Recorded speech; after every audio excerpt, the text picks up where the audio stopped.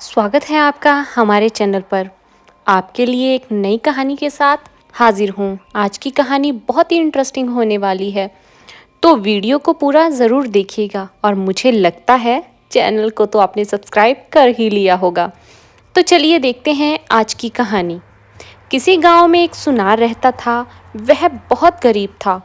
पहले तो उसके पास काफ़ी धन था, परंतु जब उसने सेठ करोड़ीमल के 8 लाख रुपए के हार में बेईमानी की, तो गांव के लोगों का उसके ऊपर से विश्वास उठ सा गया और उन्होंने उससे अपने गहने बनवाने बंद कर दिए, जिसके कारण उसकी दशा दिन प्रतिदिन बिगड़ती चली गई और अंत में वह इतना गरीब हो गया कि उसके घर में एक समय का चूल्हा तक नहीं जलता था। और सुनार के पड़ोस में एक गरीब ब्राह्मण भी रहता था। दोनों अच्छे दोस्त थे। वह ब्राह्मण कथा आदि सुनाया करता था, जिससे उसे सारे लोग पंडित जी के नाम से पुकारते थे। एक दिन दोनों ने सोचा कि अब हमें कहीं पैसा कमाने चलना चाहिए कि घर का पालन पोषण हो सके। ऐसा विचार करके वह शहर पहुंच गए। दोनों ने एक अच्छा स्थान देखकर अपना अड्डा जमाया। सुनार तो गहनों आदि का लेन देन करने लगा और पंडित जी अपनी पोथी पत्र फैलाकर बैठ गए। अब दोनों ने महीने भर मेहनत करके कुछ पैसे कमाए। इसी प्रकार उन्होंने 6-7 महीने काम करके कई हजार रुपए बचा लिए। जब 6-7 महीने हो गए तो सुनार ने कहा, पंडित जी, अब तो हम अपने गांव जाना चाहते हैं। अब तक बहुत कमाया, अब घर चलना चाहिए। आपको चलना है या नहीं? पंडित जी ने उत्तर दिया, भाई, मुझे तो जाना नहीं, तुम चले जाओ, परंतु यह मेरे 5,000 रुपये मेरी पत्नी को दे देना। यह कहकर पंडित जी ने सुनार को 5,000 रुपये दे दिए और एक सरकारी कागज मंगवाकर उस पर सुनार से लिखवा लिया कि पंडित जी ने मुझे 5,000 रुपये उनकी पत्नी को देने के लिए इस तारीख को दिए हैं। यदि मैं इन रुपयों को उनकी पत्नी को नहीं देता तो वह मुझसे 10,000 रुपये ले लेंगे। यह लिखवाकर पंडित जी ने सुनार के हस्ताक्षर करवाए और कागज को अपने पास रख लिया। इसके पश्चात सुनार चला गया। वह घर पहुंचा तो उसने 10,000 रुपये अपनी पत्नी को दे दिए और सब हाल सुनाकर कहा, इसमें से 5,000 रुपये पंडिताइन को दे आओ। यह रुपए चलते समय पंडित जी ने उसके लिए दिए हैं। लेकिन उसकी पत्नी ने कहा कि तुम यह रुपए पंडिताइन को क्यों दे रहे हो? पंडित आकर हमारा कुछ थोड़ी ना बिगाड़ लेगा। सुनार ने उसे बहुत समझाया, लेकिन वह नहीं मानी। अंत में उसने पंडित जी के रुपए भी अपने पास रख लिए। जब पंडिताइन ने सुना कि सुनार अपने घर वापिस आ गया है, तो वह दौड़े दौड़े आई। उसने सुनार से पूछा कि पंडित जी ने हमारे लिए कुछ भेजा है क्या? वह अभी 2-2.5 महीने बाद आएंगे। पंडिताइन बेचारी चुप होकर अपने घर वापस चली गई। कुछ दिन बाद फिर आई और पूछा कि पंडित जी की कोई चिट्ठी तो नहीं आई। यद्यपि पंडित जी की एक चिट्ठी आई थी। कुशल मंगल पूछने के बाद लिखा था कि रुपए तो पंडिताइन को मिल ही गए होंगे। अब मैं 2 महीने बाद वापिस आ रहा हूँ। इसीलिए सुनार ने वह चिट्ठी भी नहीं दिखलाई, क्योंकि इससे भेद खुलने का डर था। अब पंडिताइन तथा उसके बच्चे भूखे मरने लगे।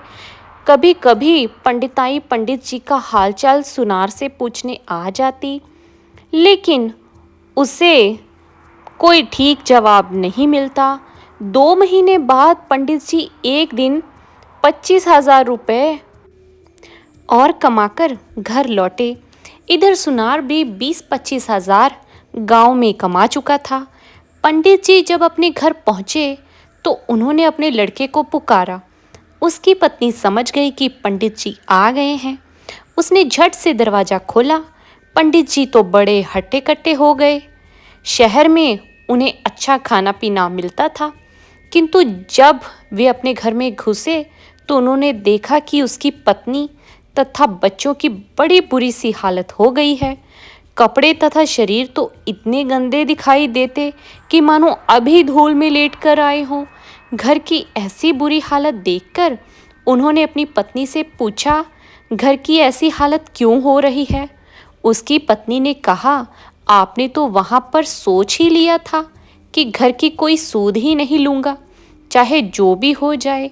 जब घर के सारे स्त्री बच्चे मर जाएंगे तब घर लौट कर जाऊंगा और घर में अकेला आराम करूंगा।